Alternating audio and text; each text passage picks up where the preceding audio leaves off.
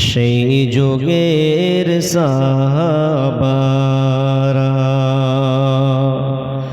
দেখো কেমন ঈমান এনেছে আমার নবীর সাহাবারা সেই যুগের সাহাবারা হযরত বেলাল এনেছে ঈমান কত কষ্ট করে মরুভূমির গরম বালুতে তাজা রক্ত ঝরে হযরত বেলাল এনেছে ঈমান কত কষ্ট করে মরুভূমির গরম বালুতে তাজা রক্ত ঝরে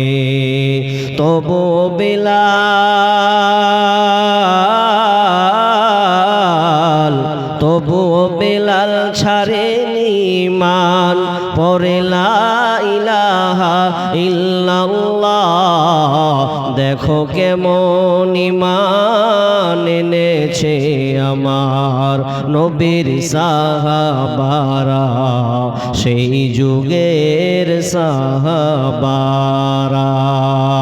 হযরত খাব্বাব এনেছে ঈমান কত কষ্ট করে কাফেরেরা পাথর মেরে বুকে আঘাত করে পিছন থেকে তাকালে পরে দেখা যায় তার বুকের সিনা দেখো দেখো কেমন ঈমান এনেছে আমার নবীর সাহাবারা সেই যুগের সাহাবারা হযরতে হানজালা এনেছে ঈমান কত কষ্ট করে বিয়ের পরে প্রথম রাত্রে ছিলেন বাসর ঘরে যুদ্ধের দামামা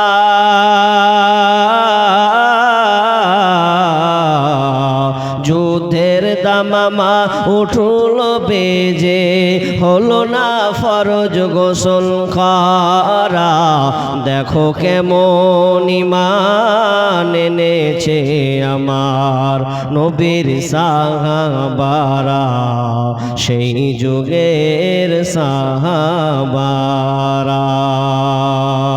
হযরতে আলী নবীর জামাতা থাকেন কুফা শহরে ফজরের নামাজ পড়ব বলে এলেন আল্লাহর ঘরে হযরতে আলী নবীর জামাতা ছিলেন কুফা শহরে ফজরের নামাজ পড়ব বলে এলেন আল্লাহর ঘরে পিছন থেকে কাফেরের দল মারলো তার ছোরা দেখো কেমন ঈমান এনেছে আমার নবীর সাহাবারা সেই যুগের সাহাবারা দেখো কেমন ঈমান এনেছে আমার নবীর সাহাবারা সেই যুগের সাহাবারা উপস্থিত সম্মানীয় সুযোগ্য আজকের জলসার স্বনামধন্য সভাপতি আমার সম্মুখে বসে থাকা কয়েক কোটি ছোট বড় দিনদার ইমানদার মুমিন ভাই সকল এবং পর্দার অন্তরালের সম্মানিতা মা ও বোনেরা প্রথমে সে মহান মুনিবের দরবারে প্রশংসা, যিনি আমাদেরকে ধারাবাহিকতার সাথে বিভিন্ন আলোচকের মুখ দিয়ে কোরআন ও হাদিসের আলোচনা শোনার যে একটা সুযোগ তিনি আমাদের দিয়েছেন, সে আল্লাহ সুবহানাহু ওয়া তাআলা শুকরিয়া আদায় করি, বলি আলহামদুলিল্লাহ। অতঃপর শান্তি বর্ষিত হোক সকল নবীদের উপর, বিশেষ করে আমাদের শেষ নবী জনাবে মুহাম্মদুর রাসূলুল্লাহ, আমরা সকলে বলি সাল্লাল্লাহু আলাইহি ওয়াসাল্লাম।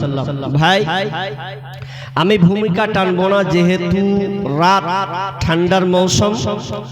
তো আমি আপনাদের সামনে যে কটা লোক বসে আছেন, বসে থাকা লোককে আমি বলি একটু যে আপনারা কতক্ষণ থাকবেন, এটা আপনাদের কাছে আমরা জানতে চাই।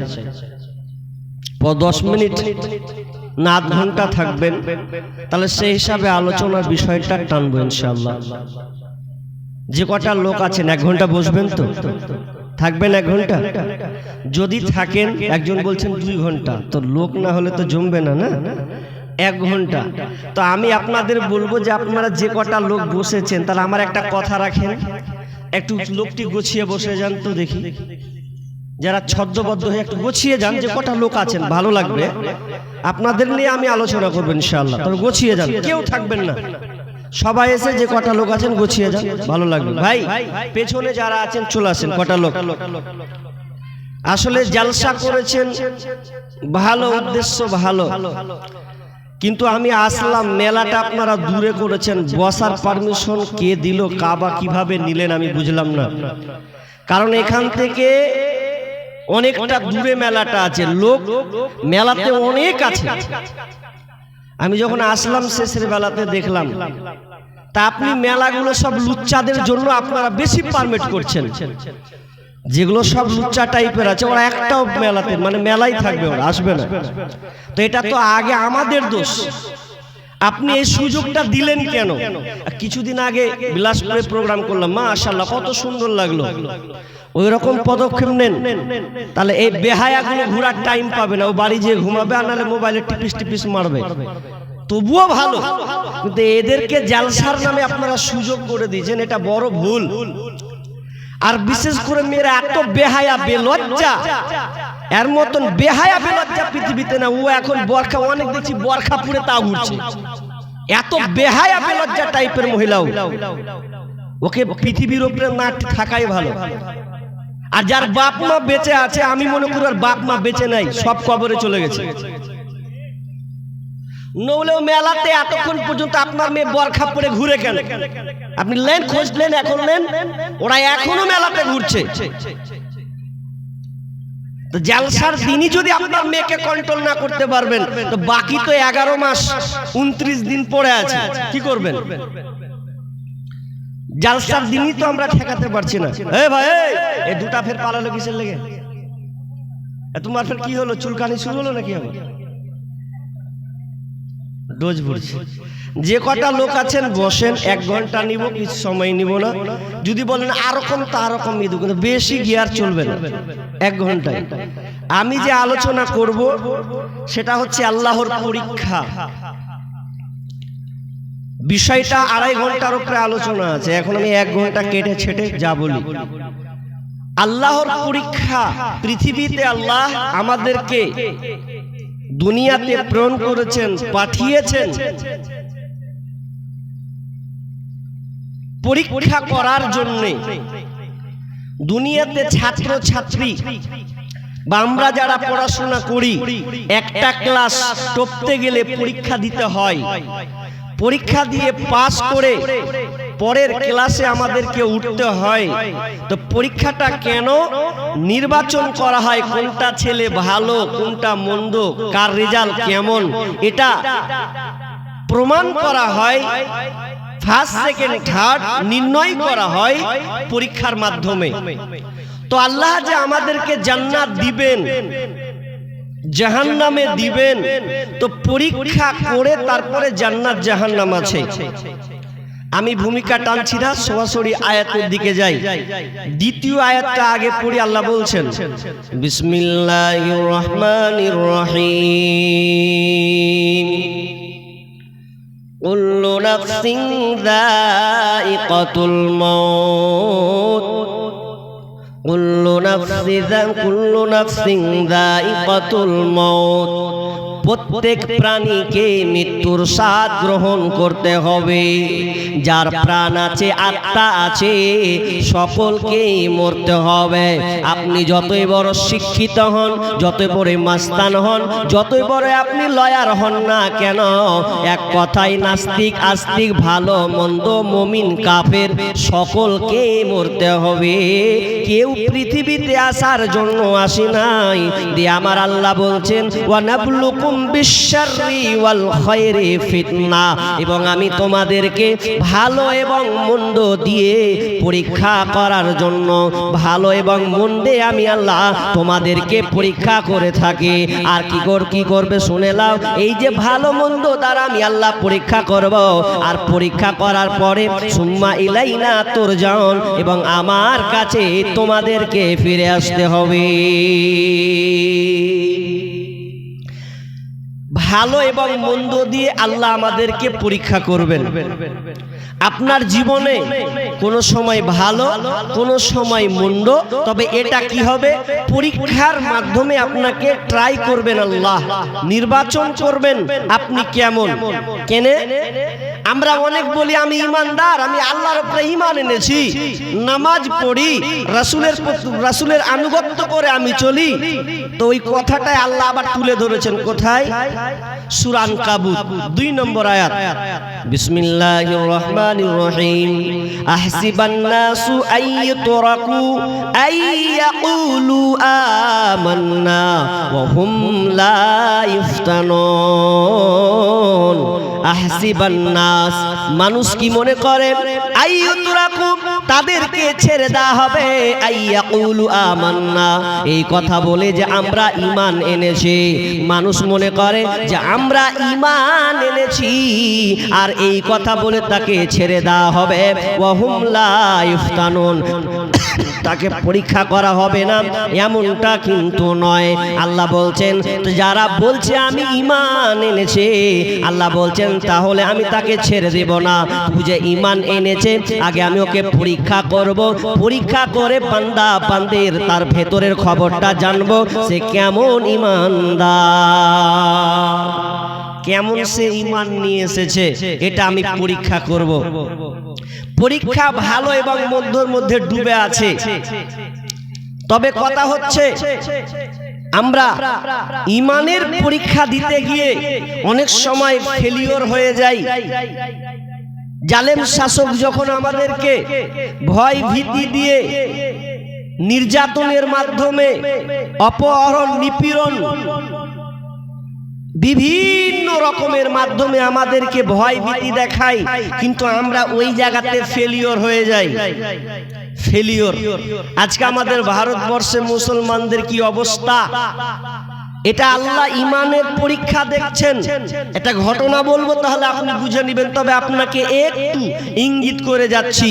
আজকে মুসলিমদের অবস্থা খুব খারাপ, দেখলেন না 2-1 দিন থেকে সোশ্যাল মিডিয়াতে খুব ভাইরাল হচ্ছে। কিন্তু এটা দুঃখের বিষয়। দুঃখের বিষয় কি, যে মুসলিম নাম বলে তাকে টার্গেট করা হচ্ছে। একজন ভাই রিয়াজুল নামের একজন ব্যক্তি, যে কিনা ব্যবসা করে খায়, কোথায় ব্রিগেডের মাঠে আপনাদের গীতা পাঠ একটা অনুষ্ঠান হলো হিন্দুদের, সেইখানে একজন মুসলিম লোক রিয়াজুল নামের লোকটা, তার ছোটখাটো একটা ব্যবসা 22 বছর ধরে তিনি ব্যবসা করছেন।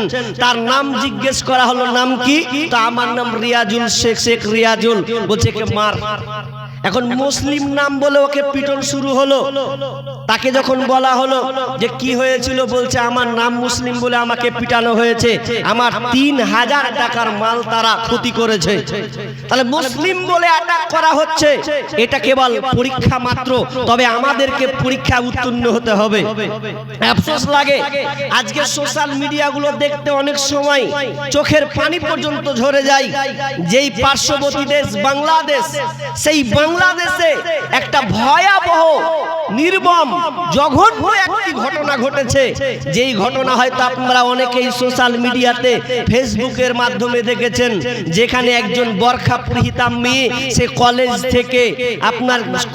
থেকে পরীক্ষা দিয়েছে বাড়ির পথে, কোনো গাড়ি পাই নাই, হেঁটে হেঁটে বাড়ি যাচ্ছিল, কোনো গাড়ি না পেয়ে হেঁটে হেঁটে কলেজ থেকে বের হয়ে তিনি যাচ্ছেন শরীয়তপুর কলেজ। এই শরীয়তপুর কলেজ থেকে একজন ছাত্রী বাড়ি যাচ্ছেন পরীক্ষা দিয়ে, রাস্তাতে কয়েকটা লোক বেঈমান, লম্পটের বাচ্চা লম্পট 10 জন মিলে ওই মেয়েটাকে সেই পাশে একটা জঙ্গলে নিয়ে গেল, পাশে ছেঁচড়ে নিয়ে লোক বিদ্যমান দেখতে পাচ্ছে, মেয়েটার উপরে ধর্ষণ করে তাকে ছবি ভিডিও অনেক কিছু তারা নাকি ক্যাপচার করেছে, যেটা সোশ্যাল মিডিয়াতে পাওয়া গেল। মেয়েটা এত কান্না করছে, আপনি যদি তার কান্নাটা নেন তিনি নিজেকে ছটফট করছেন, তার উপরে নির্মম ধর্ষণ চালানো হয়েছে। ওই মেয়েটা এখন সুবিচার পাচ্ছে না, তার সুবিচার নেই, অথচ তারা খুব গৌরব করে বাংলাদেশের লোক ইন্ডিয়ানের দিকে চোখ মারে যে ভারতের মুসলমানের কি অবস্থা। আর নিজের দেশের দিকে দেখ, একটা মেয়ে বোরখা পরিহিতা মেয়ে যদি সে নিরাপদ না হয়, তাহলে তুমি শেখ হাসিনাকে তাড়িয়ে তোমার কি লাভ হয়েছে? তোমাদের আন্দোলন করে তোমাদের কি লাভ হয়েছে? যদি একটা বোরখা পরিহিতা মেয়ে দিনের দিবালোকে সে যদি সুরক্ষা না পায়, তাকে ধর্ষণের কাতারে যেতে হয়, তাহলে এর মতো নির্লজ্জ দেশ আর পৃথিবীতে নাই। সে দেশে নাকি 96% মুসলিম, ভাবতে অবাক লাগে। অথচ আজকে সেই ডক্টর ইউনূসের তত্ত্বাবধানে তারা চলছেন, জালেম শাসক নাকি তাড়িয়ে দিয়েছেন। তো আমি মনে করি 1 বছরের সবচাইতে বেশি মারাত্মক আমরা সোশ্যাল মিডিয়ায় দেখতে পাচ্ছি। তো এগুলো কেন? নিজের দেশের তো তরকায় তেল দাও, ভারতকে নয়। আগে নিজেরটাকে দেখো, নিজের মেয়েদের সুরক্ষা নাই। আজ অমুকের বোন ধর্ষণে নিমজ্জিত হয়েছে, কাল তোমার বোন হবে না, কোন মানে আছে? আজকে কি অবস্থা হয়েছে? ইমানদের মুসলিমদেরকে বিভিন্ন বিপর্যয়ের মাধ্যমে কটাক্ষ করা হয়। তো আল্লাহ তাআলা বলছেন, আমি তোমাদেরকে পরীক্ষা করব, তোমরা যে ইমানদার কি করে বুঝবো?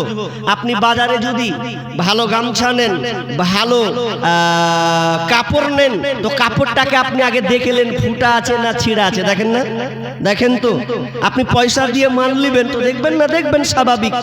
ঠিক তেমনি আল্লাহ বলছেন, তুমি কেমন ইমানদার ওটা আমি আগে নির্বাচন করব, যাচাই বাছাই করে নেব।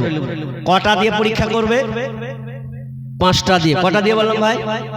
5টা দিয়ে আল্লাহ পরীক্ষা করবেন। তাহলে আমি চটচট করে 5টা গণিয়ে দিই। আল্লাহ রাব্বুল আলামিন বলেন, ওয়ালা নাবলুওয়ান্নাকুম বিশাইইন মিনাল খাউফ ওয়াল জু' ওয়া নাকসিম মিনাল আমওয়াল ওয়াল আনফুস ওয়াস সামারাত। আল্লাহ রাব্বুল আলামিন 5টা বিষয় দিয়ে ইমানদারদের পরীক্ষা করবেন। তুমি কেমন ইমানদার আল্লাহ বলছেন আমি তোমাকে পরীক্ষা করব। ওয়ালা নাবলুওয়ান্নাকুম বিশাইইন মিনাল খাউফ, আল্লাহ বলছেন আমি সূরা বাকারা 155 নম্বর আয়াত, আল্লাহ বলছেন আমি পরীক্ষা করব রে। 1 নাম্বার তোমাকে ভয় ভীতি দিয়ে পরীক্ষা করব। তোমার উপরে জালেম শাসক দিয়ে ভয় ভীতি দিয়ে আমি আল্লাহ পরীক্ষা করব। তোমার সংসারে অনেক ভয় আসবে, এটা ভয় দিয়ে আমি আল্লাহ তোমাকে পরীক্ষা করব। তবে খবরদার, ভয় দিয়ে আমি আল্লাহ যখন পরীক্ষা করব রে, খবরদার তুমি ঈমান হারা হয়ে যেও না, ঈমান ছেড়ে যেন তোমরা বেলাইনে চলে যেও না। আমি আল্লাহ তোমার ঈমানকে পরীক্ষা করার জন্য, তোমার ঈমানের গভীরতা কতটা আছে এটা যাচাই বাছাই করার জন্য আমি আল্লাহ 1 নম্বরে আমি তোমাকে ভয় ভীতি দিয়ে পরীক্ষা করব। ভয় কেমন পরীক্ষা? আপনার উপর দিয়ে অনেক ঝড় আসবে, ভয় ভীতি আসবে। যেমন একটি ঘটনা আপনাকে বলি, বিশ্বনবীর জামানায় 2টা বড় দেশ, মারাত্মক শক্তিশালী দেশ ছিল। একটার নাম হচ্ছে ইরান, আর একটার নাম হচ্ছে পারস্য। পারস্য আর ইরান, পারস্য এবং রোম এবং পারস্য। রোমান সম্রাট, রোমান একটা দেশ, বর্তমান নাম হলো ইতালি। আর পারস্য পারস্যকে বর্তমানে বলা হয় ইরান। দুটি বড় শক্তিশালী দেশ।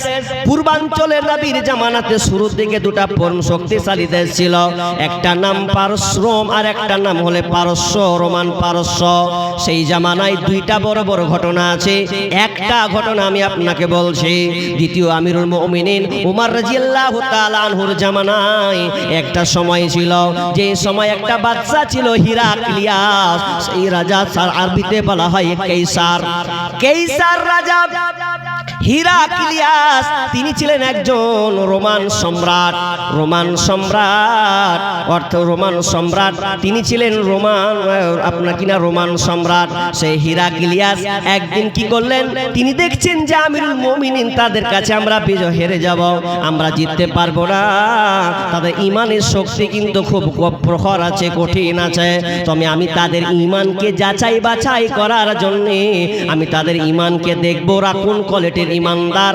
তখন তিনি কি বললেন, তাদের